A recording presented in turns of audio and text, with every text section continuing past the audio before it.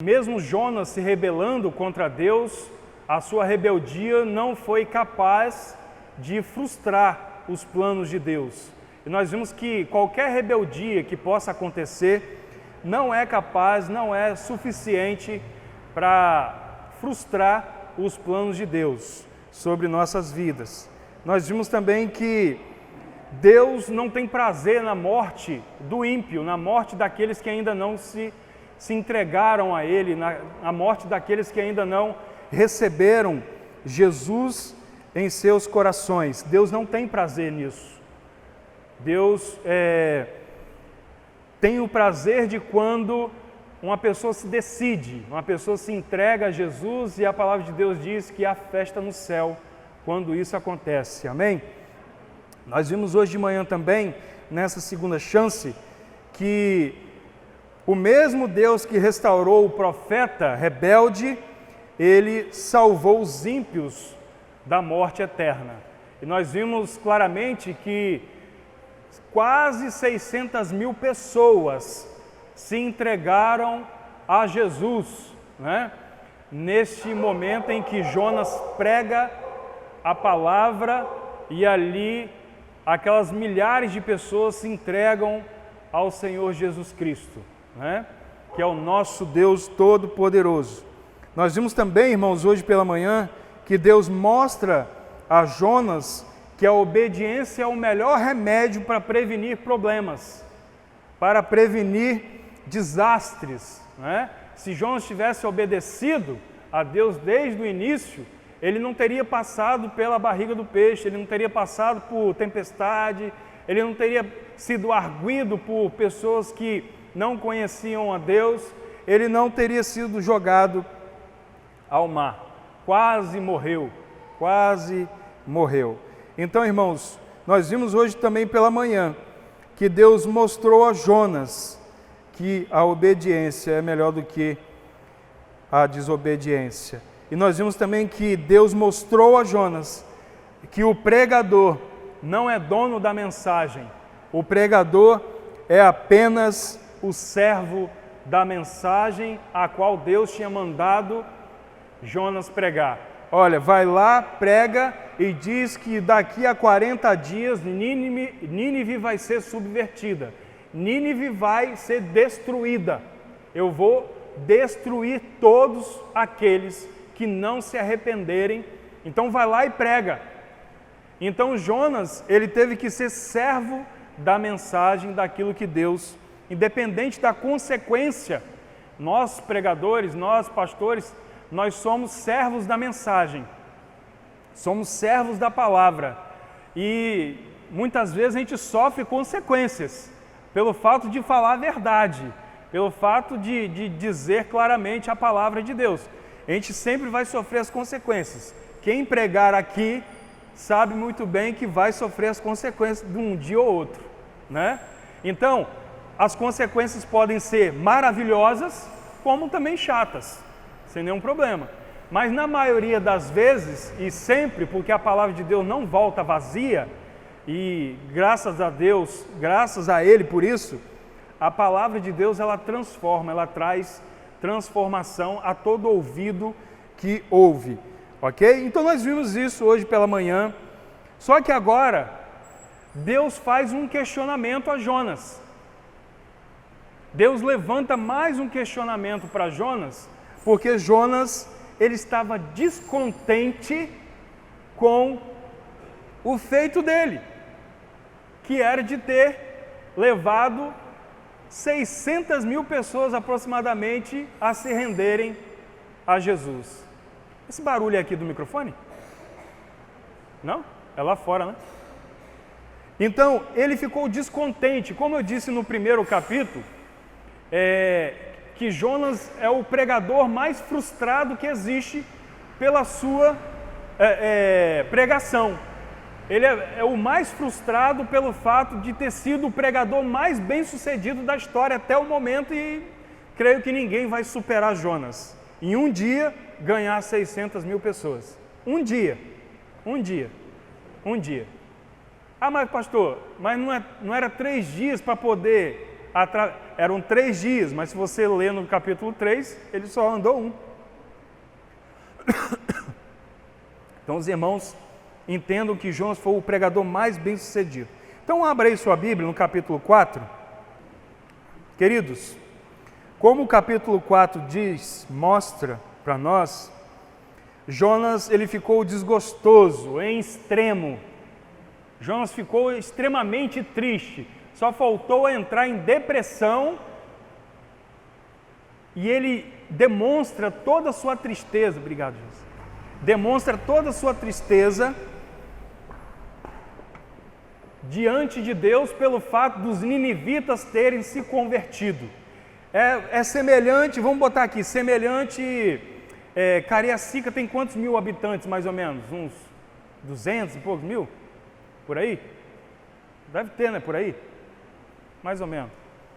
É como se fosse um profeta atravessando Cariacica e ele pregasse, olha, daqui a 40 dias Cariacica vai ser subvertida. E aí todo mundo começar a se converter, o prefeito, todo mundo se converter, decretar jejum e aquela coisa toda, acabou. E aí o profeta ir para cima de um morro desse por aí e ficar olhando lá de cima para ver se Deus vai mandar fogo sobre Cariacica. Foi o que Jonas fez. Jonas ainda ele não tinha ficado contente pelo fato deles terem se convertido. Olha só. E aí a gente observa que no texto é possível obedecer sem alegria. Irmãos, é possível nós fazermos as coisas que Deus manda sem alegria nenhuma no coração. Eu já expliquei para os irmãos a diferença entre obedecer e se submeter. Obedecer você faz sem querer, você pode até fazer querendo, mas muitas das vezes a gente faz sem querer fazer, porque a gente faz por obediência. Agora, submeter-se não, é você fazer com todo o seu coração, não é? É você trabalhar na obra, é você trabalhar na igreja com todo o seu coração. O seu coração está voltado para poder agradar a Deus. Às vezes a gente fala assim, mas não estou aqui para agradar o homem. Estamos sim, meu irmão. Estamos sim. Ou nós vamos ficar em pé de guerra? Como é que a gente vai em pé de guerra aqui agradar a Deus? Não tem como. Então a gente está aqui para agradar um ao outro, não tem como. Só, infelizmente, o pastor ele está sujeito a desagradar os outros, porque ele tem que falar as verdades e às vezes dá ruim para o pastor. Mas aí, nós podemos fazer as coisas, obedecer a Deus sem alegria. É possível eu estar aqui à frente pregando a palavra de Deus só por obediência. Eu só vou lá pregar. Só vou lá pregar porque eu estou te obedecendo. Só quero só te obedecer.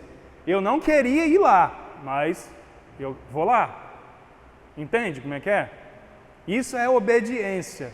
Isso é obediência. Deus conhece o nosso coração. Jonas fez isso. Jonas não foi lá com todo o seu coração, alegremente. Oh, que bom, Deus me livrou do grande peixe, agora eu vou lá, vou pregar para aquele povo. Vou atravessar a cidade, mesmo que dure 3 dias para atravessar, mas eu vou lá atravessar essa cidade e vou pregar. Que nada, Jonas no primeiro dia ele parou. No primeiro dia ele parou. Só que nós vimos hoje de manhã aqui que a rebeldia humana não pode frustrar os planos de Deus. Jonas chegou, pregou durante um dia. Daqui a 40 dias, Nínive vai ser subvertida. Aí aquilo espalhou, meu irmão. Aquilo espalhou. Eles não estavam acostumados com o profeta.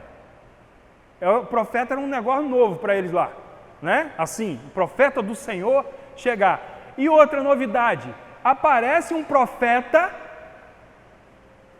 do país rival. Epa! Esse camarada aí tem coragem para chegar aqui no meio da gente dizer que daqui a 40 dias Nínive vai ser subvertida. Opa, vamos ouvir esse cara aí. Esse cara, né, ele merece os nossos ouvidos aqui, porque ele está enfrentando o perigo aqui. E aí, mesmo assim, mesmo que ele não quis continuar, a palavra alastrou. Alastrou. Já expliquei aqui que os 120 mil eram crianças, em torno de 120 mil crianças, que a palavra de Deus diz que elas não sabiam discernir a mão direita da mão esquerda. Micaela ainda está na confusão. Qual é a direita, qual é a esquerda? Está com 5 aninhos, indo para 6 já, ela ainda fica. Dentro do carro ela fica. Direita é para cá agora, né? Esquerda é para cá. Ela fica nessa, até ela aprender, ela está se testando. Então as crianças lá são 120 mil pessoas conforme aqui, mas a cidade eram de mais ou menos 600 mil pessoas. Enquanto os pagãos se derretem, irmãos, por ouvir a palavra de Deus, o profeta se endurece. Olha que coisa. Enquanto as pessoas lá que não tinham ainda experiência nenhuma com Cristo, eu estou botando com Cristo para contextualizar, com Deus, né? Não tinha nenhuma vida com Deus, eles não se preocupavam com Deus, eles viviam como se Deus não existisse, e aí eles se derretem, eles derramam, derrete o quê? Derrete o coração, derrama o coração diante do Senhor e se entrega ao Senhor. Se arrepende, a palavra de Deus diz que eles se arrependem do seu mau caminho, porque os ninivitas, eles eram extremamente devassos. Era tipo Sodoma e Gomorra o negócio. Porém, Sodoma e Gomorra era pior. Não é à toa que foi destruído mesmo. Mas o pecado deles já estava chegando no céu. E eu expliquei isso hoje de manhã, o que é o pecado chegar no céu. E aí nós estamos vendo aqui o povo se derretendo diante de Deus. Os ímpios se derretendo diante de Deus, mas o profeta se endurecendo perante a palavra de Deus. Irmãos, nós temos que aprender algumas coisas com isso. Nós estamos vivendo dias em que as pessoas não vão suportar, não estão suportando e vão continuar não suportando a sã doutrina. Cada dia mais vão se prender, cada dia mais vão ficar se endurecendo por causa da sã doutrina, porque a sã doutrina ela vai provocar isso, ela vai provocar a oportunidade de você se derreter diante do Senhor e desfrutar da graça transformadora de Deus sobre sua vida, ou de você se endurecer. A escolha é sua. A escolha é minha. A escolha é nossa. Enquanto muitas pessoas lá fora estão se entregando a Cristo, estão se derretendo a Cristo, muitas pessoas aqui dentro estão fazendo que nem Jonas, endurecendo o coração. Endurecendo o coração para a palavra. E já explicamos aqui, irmãos, que a melhor mensagem que nós temos para ouvir não é aquela mensagem que te elogia, que te enche o ego. A melhor mensagem é aquela que te faz ficar atento, aquela que puxa a sua orelha de vez em quando. Essa é a melhor que tem, porque Deus está demonstrando para você que Ele te ama, que você tem condição de ir além, de que você pode ser muito melhor do que você está sendo. De que você pode entregar muito mais do que você está entregando.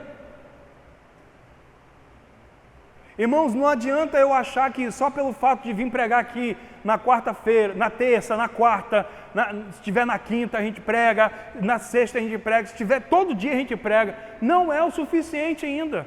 Por mais que esse seja o principal ofício do pastor, pregar a palavra e orar. Por mais que esse seja o principal, não vai ser o suficiente. Porque muitas das vezes, vamos ficar só aqui no âmbito de eu pregar. Vamos botar aqui que eu não visito, vamos botar que eu não faço mais nada, só prego. Mas se eu não me esmerar, e eu não estudar, e eu não buscar o Senhor, não afiar o machado, porque perguntaram uma vez para um fazendeiro, se você tiver de derrubar aquela árvore com esse machado, o que você faz? Eu fico a semana inteira afiando o machado, para que na hora quando eu der na árvore, ela cai rapidamente e eu tenha menos esforço. Sábio, né? Esperto. Afiando o machado, afiando, quando chegar lá, derruba rapidinho. Rapidinho derruba. Não vai ser o suficiente. Mesmo que eu faça tudo, mesmo que eu invista 15 horas em cada mensagem que eu for preparar para os irmãos, 15 horas, e às vezes as 15 horas não é um dia só, vai para o outro dia, e vai para o outro dia, e aí já chega a quarta-feira, ou a terça-feira, eu já tenho que estar na igreja em casa para pregar, entende como é que é? Mesmo que eu vire à noite, não vai ser o suficiente. Então, irmãos, o que nós estamos fazendo aqui ainda não é o suficiente. Nós precisamos entregar mais para o Senhor e com mais qualidade para o Senhor. Porque enquanto eles lá fora estão se derretendo perante a palavra de Deus, muitos aqui dentro estão se endurecendo. E aí faz que nem o jogador de futebol fora de forma. Tudo é culpa dos outros. Tudo é ruim. O louvor é ruim, o pastor não prega direito, ou então briga, ou então o irmão do ministério ali não me deu a moral, fulano de tal não fala comigo. Tudo está ruim, porque o jogador de futebol mal preparado, a bola é ruim, o campo está ruim, a grama está ruim, o juiz é ladrão, tudo menos ele. Às vezes a gente faz isso. Às vezes nós pastores fazemos isso. Aí irmão tal é perturbado demais, sei lá o quê, a igreja sei lá o quê, e fica murmurando, e murmura daqui, murmura dali. A gente é desse jeito. Desse modelo, né, que fazem? É desse modelo. Nós precisamos nos derreter. Precisamos nos derreter. Aí nós vamos olhando o texto, nós vamos ver que Jonas se mostra cansado de Deus e cansado de sua obra. Irmãos, tem muita gente assim. Estou cansado, Senhor. Tem que ser tudo da sua vontade. Não pode ser nem um pouco da minha. A sua vontade é boa, perfeita e agradável. A minha não é tão agradável, não é perfeita e não é tão boa assim, mas às vezes eu quero do meu jeito. E Jonas se cansa de Deus. Muitas pessoas estão cansadas de Deus, irmãos. Eu até passei um livro para alguém aqui, Decepcionados com Deus, de Eugene Peterson. Leia, dessa grossurona, mas leia, cara, é top. Leia, compra, vai, invista na sua vida. Decepcionados com Deus, ali ele fala sobre pessoas decepcionadas. Com você, Drica? As pessoas que estão decepcionadas com Deus, estão dentro da igreja, decepcionadas com Ele. Você quer um indício de que talvez você possa estar decepcionado com Deus? Você não ora, você não lê a Bíblia, e você vem na igreja mal, põe desculpa de tudo quanto é lado, para não vir à igreja e ser igreja. É lógico que você tem que ser igreja em todos os lugares onde você vai, mas você não tem como ser igreja sozinho, porque Jesus já delimitou o número, aonde 2, e aí de 2 em diante é igreja, entendeu?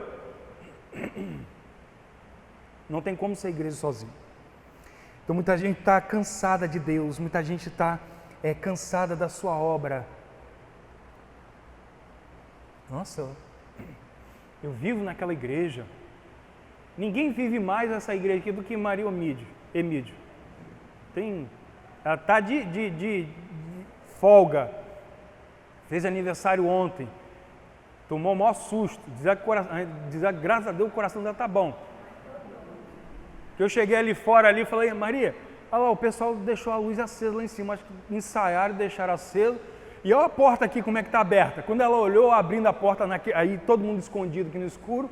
Quando ela olhou a porta assim, eu olhei logo assim, qualquer coisa já segura aqui, né? Ela botou a mão assim. E aí o povo, graças a Deus, começou a cantar parabéns, né? Bênção, você merece muito mais do que isso. tá? Mas nós precisamos de entregar mais. Nós temos que parar de ficar decepcionados com Deus. Deixa eu te fazer uma pergunta aqui, meu querido. Deus é santo, amém? É perfeito? Se Ele é santo, se Ele é perfeito, só é santo é porque Ele é perfeito. E Ele é perfeito porque é santo. Deus tem te dado, responde aí. Não fala alto não. Responde aí no seu coração.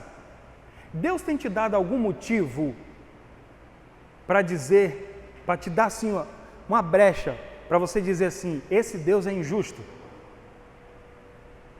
Tem? Lembra quando Deus perguntou para o povo de Israel, o que eu tenho feito de mal a vós? A Israel quietou, filho. Israel teve que, como diz lá em São Mateus, fechar a cara. Opa! Porque Deus perguntou para Israel, através de Isaías, o que eu tenho feito de mal a vós?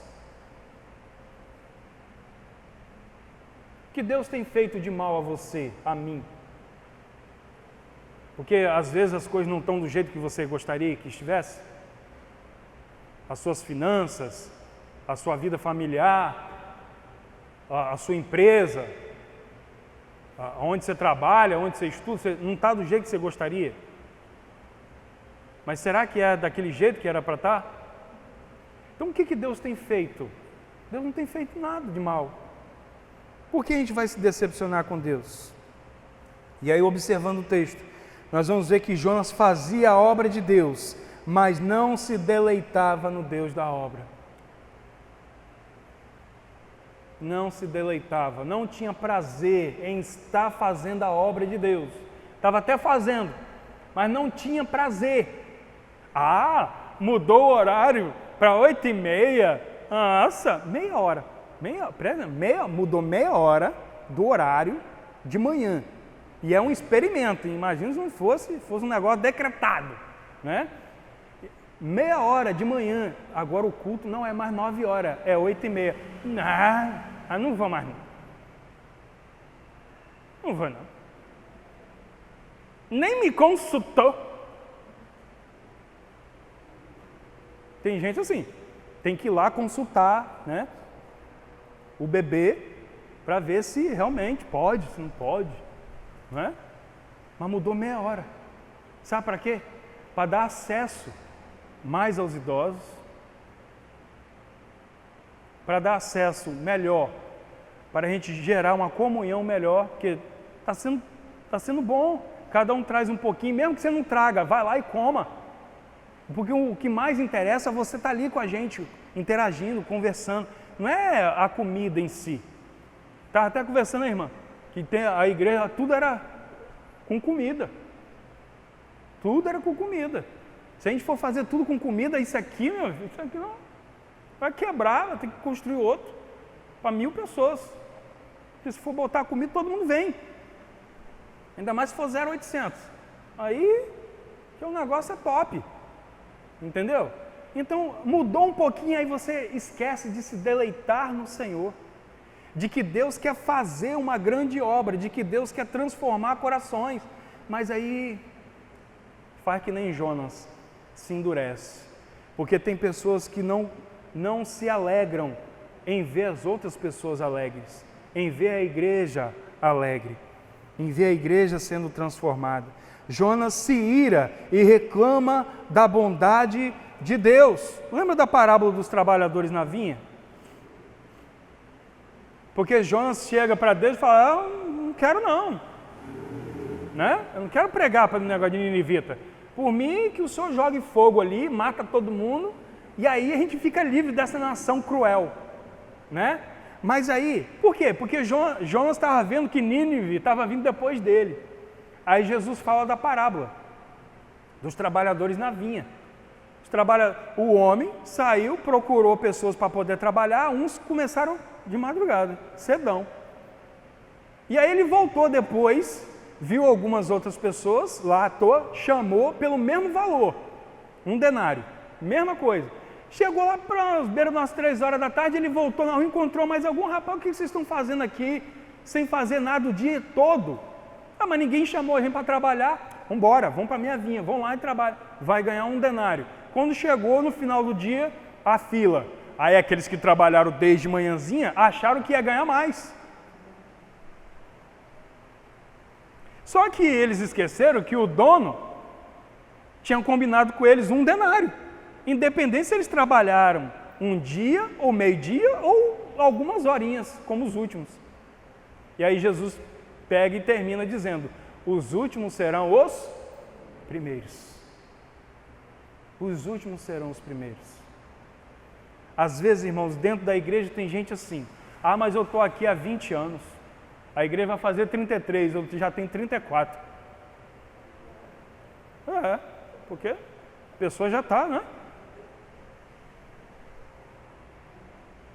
Eu já tenho 33 anos nessa igreja.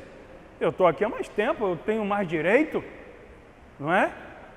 Eu tenho mais direito que o menino se decidiu agora, o Guilherme. Cadê o Guilherme? Está aí. O Guilherme se decidiu agora. O Guilherme tem o mesmo direito que você. No momento em que ele se batizar, ele tem a mesma voz que você, o mesmo direito que você. Já era. Os últimos serão os primeiros. Não tem essa de que eu estou aqui há mais tempo, chegou o pastor, não tem 6 meses, já está botando banca. Os últimos serão os primeiros. É assim que funciona no reino de Deus. É assim que funciona. A gente tem que reclamar menos, fazer mais a obra de Deus com mais alegria. Aí, se você olhar aqui o texto, você vai ver que Jonas ora 2 vezes. E nas 2 vezes as orações de Jonas são focadas nele mesmo. São focadas nele mesmo. Ele não ora, não intercede por Nínive, ele não intercede pelo povo de Israel, ele não intercede por ninguém, ele só pensa nele mesmo. E muitas vezes, irmãos, a gente só faz essas orações só pensando no nosso próprio ego, só pensando nas nossas próprias vontades. E a gente até delimita para Deus como devem ser as coisas. Senhor, eu quero comprar um carro, eu quero que o carro seja sedã, eu quero que o carro seja preto, né, um black bonito, eu quero que o carro tenha isso, tenha aquilo, mas aí Deus está querendo te dar um Fusca. Eu lembro que eu chegava para o pastor João Amado, que nos casou, batizou Luciene, e aí eu chegava para o pastor, eu era seminarista, e falava bem assim: pastor, meu sonho é ter um Fusca. Aí ele virava e falava: ô negão, você sonha alto, hein? Eu falei: não, pastor, sabe o que é?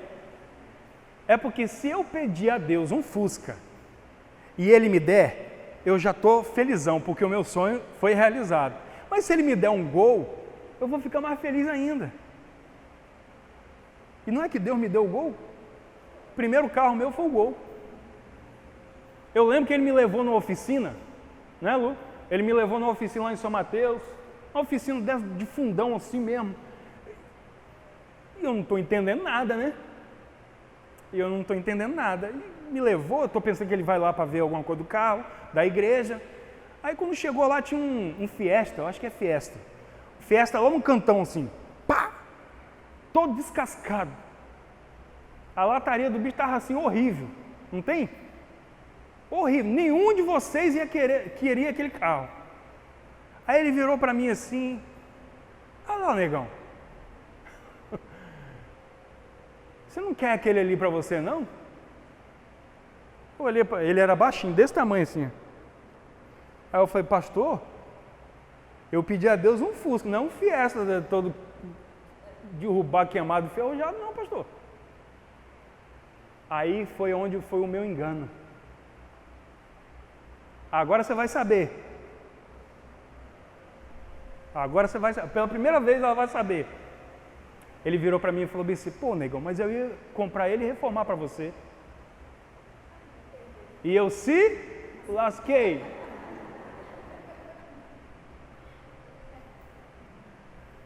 Mas Deus foi lá e me honrou com um Gol depois.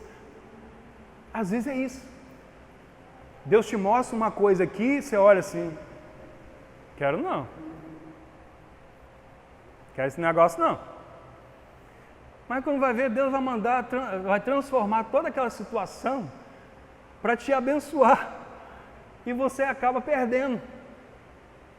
Que as aparências se enganam. Então, irmãos, quando a gente vê à primeira vista, assim, a gente às vezes fica meio assim, retraído e tal, mas daqui a pouco você vai ver o que Deus pode fazer. Observando o texto, nós vamos ver que Deus não condena o pecador sem antes chamá-lo ao arrependimento. A essa eu vou até tomar água. Deus não condena o pecador sem antes chamar ele ao arrependimento. Ele não faz isso. Ele não condena antes de falar, de dar oportunidades. Porque Deus não é o Deus da oportunidade, é o Deus das oportunidades. Deus dá várias e várias oportunidades para as pessoas. Lembra? Você, para chegar hoje aqui, ter se convertido, entregue sua vida a Jesus, lembra? Demorou, não demorou? Eu demorei, fiquei dando ninja 6 anos. 6 anos. O menino passava lá em frente de casa e me chamava para ir para a igreja. Eu falei, não, eu vou. Aí passava de novo, eu vou. Passava de novo, eu vou. Não ia. Aí passava outro irmão ou irmã da igreja, eu vou. E não ia. 6 anos dando ninja. Nos irmãos. Em Deus a gente não dá ninja. Você sabe bem. Não tem como. 6 anos. 6 anos. 6 anos. Até que no momento eu entreguei minha vida a Jesus. Entreguei minha vida, entreguei meu coração a Jesus. Mas antes, durante 6 anos, Deus ficou o tempo todo me convidando para a sua graça, me convidando para a sua salvação, me convidando para a sua presença. 6 anos eu rejeitando, 6 anos. Deus não condena o pecador sem antes dar a ele a oportunidade de se arrepender. Ninguém vai poder se queixar diante de Deus disso, porque Deus dá oportunidades a todos. Mas só que tem um detalhe, pode ser a última oportunidade, né? Pode ser a última. Pode ser um fiesta todo arrebentado diante de você e você não está percebendo que aquilo ali Deus vai transformar e vai te abençoar. Você não vai precisar de pagar a prestação, você não vai precisar, nada disso. Que a preocupação do pastor era essa. Eu já iniciando meu ministério, ficar pagando prestação de carro. E ele ia me dar o carro quitado, reformado. E eu dei o mole. Às vezes você pode estar dando mole agora. Deus está te dando a oportunidade, talvez você está olhando para essa oportunidade assim como uma coisa assim,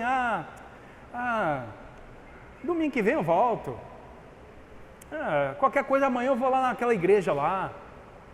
A igreja lá que abre na segunda-feira. Entende como é que é? De repente você está aqui diante do seu fiesta, queimado, com a pintura toda precisando de reforma, e aí você está menosprezando, dando mole igual eu fiz. É o que o texto mostra. Só que os ninivitas pegaram fiesta, meu amigo. Os ninivitas, na primeira, 5 palavrinhas Jonas pregou, os ninivitas, de joelho, rosto em terra, porque lá, naquele tempo lá, ou nesses lugares assim, o pessoal já põe o rosto em terra. Já cai de rosto em terra. Se humilha logo de vez. E eles se humilharam, se entregaram e foram salvos. 600 mil pessoas. Talvez seja um momento seu aqui hoje, de você aproveitar a oportunidade de fazer como os ninivitas. Porque Deus não condena o pecador sem antes chamá-lo ao arrependimento. Talvez seja o seu dia. Talvez esteja sendo agora o seu momento de você se entregar a Jesus. E eu quero dizer uma coisa para você.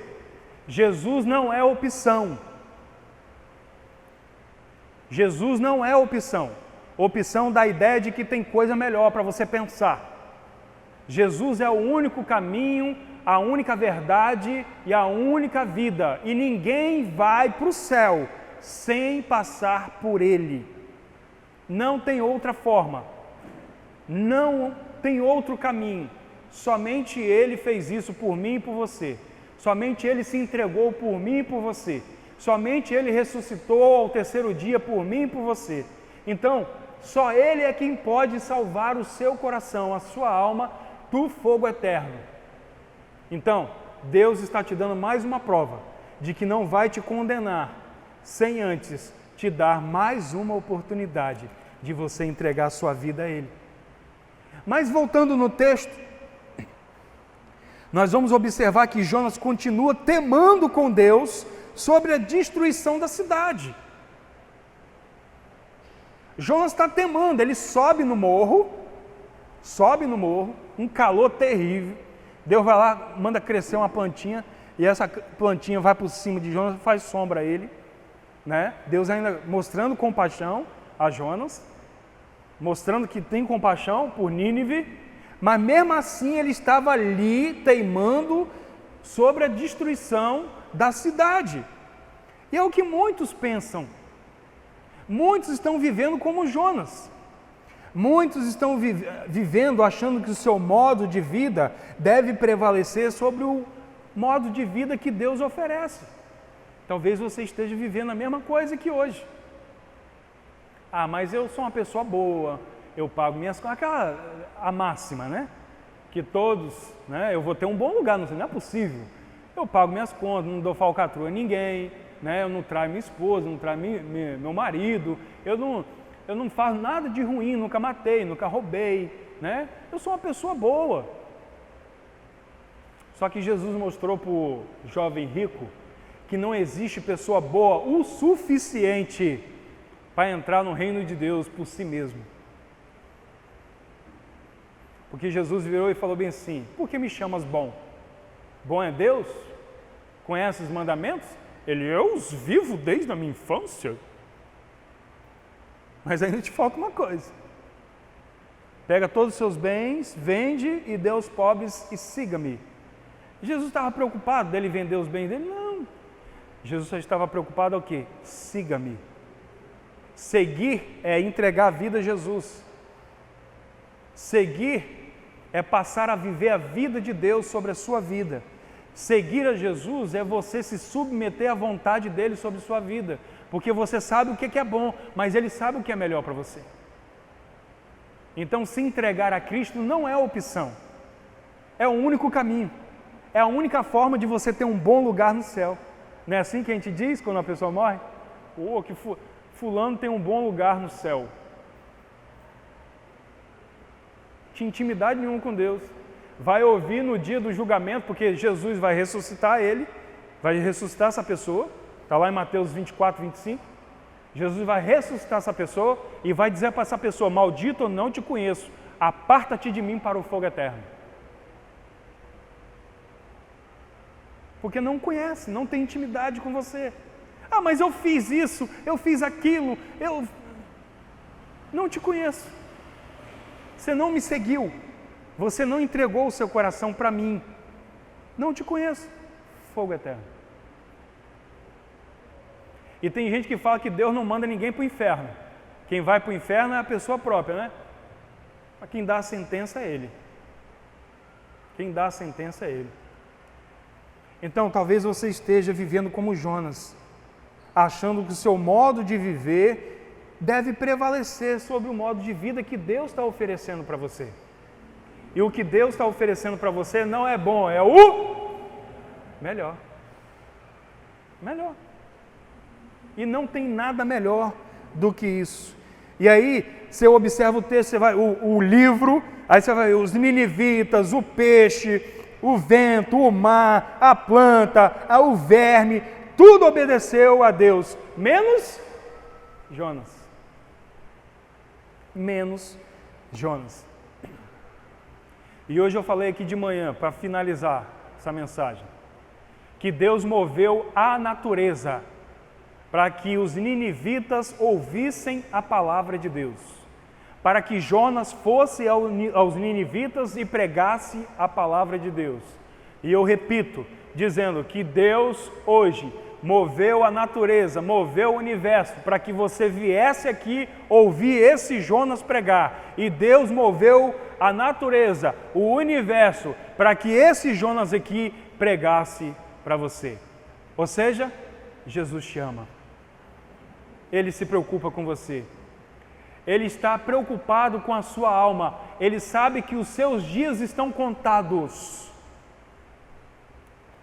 Ele sabe que você precisa de mais uma oportunidade de se entregar a Ele. E a partir deste momento você vivenciar a vida em abundância que Ele nos promete. Olha só, eu vou ler porque aí você vai ter a comprovação de que é Jesus mesmo que está falando, que não sou eu que estou inventando. Se você pegar aqui João 10, você vai ver aqui João 10.